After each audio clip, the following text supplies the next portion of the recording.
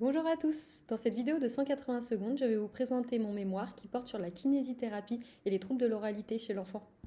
Mais avant toute chose, qu'est-ce que l'oralité? Selon Abadi, l'oralité désigne l'ensemble des fonctions dévolues à la bouche. L'oralité, c'est donc toutes les fonctions orales humaines en y associant un aspect sensorimoteur, un aspect cognitif ou un aspect psychosocial. Et donc, pour que bébé puisse explorer son environnement et mettre à la bouche tous les objets qui l'entourent, il faut alors que toutes ces fonctions se mettent en place. Et cela débute in utero. Donc la mise en place de l'oralité débute lors de la 3e semaine in utero par la neurulation, pour ensuite aboutir à la mise en place au 3e mois des premières afférences sensitives de la sphère orale. C'est le développement de l'oralité motrice.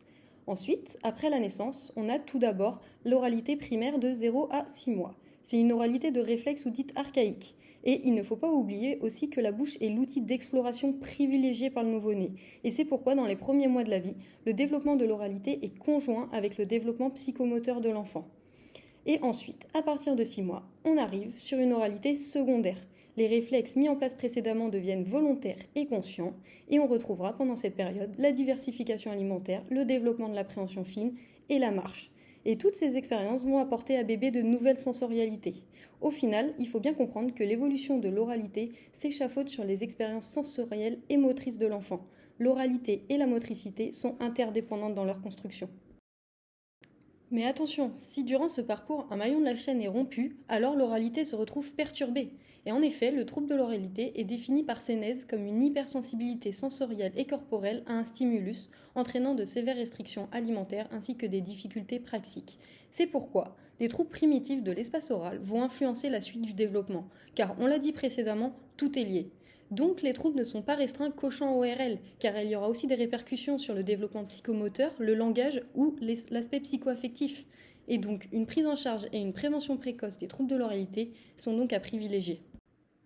Et donc le kiné, il se place où dans tout ça? Il est intéressant de savoir dans quelle mesure le kinésithérapeute trouve sa place parmi les autres professionnels prenant en charge les troubles de l'oralité.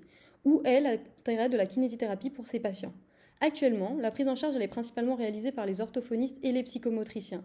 Or, les kinésithérapeutes sont aussi habilités à prendre en charge ces troubles. Alors cela soulève plusieurs questions. Pourquoi ne prennent-ils pas en charge plus fréquemment les enfants atteints de troubles de l'oralité?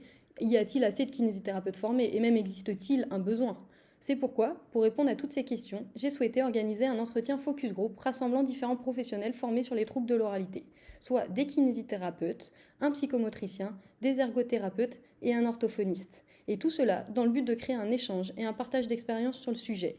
Les objectifs de la discussion sont d'identifier la place du MK parmi les autres professionnels, connaître les différentes prises en charge des troubles de l'oralité de chaque profession, et donc ainsi de créer un débat constructif sur le sujet. Et la richesse de la discussion des professionnels m'a permis de valider ou d'invalider mes hypothèses. Merci pour votre attention, et si vous avez envie d'informations complémentaires, rendez-vous sur Corpus en juin.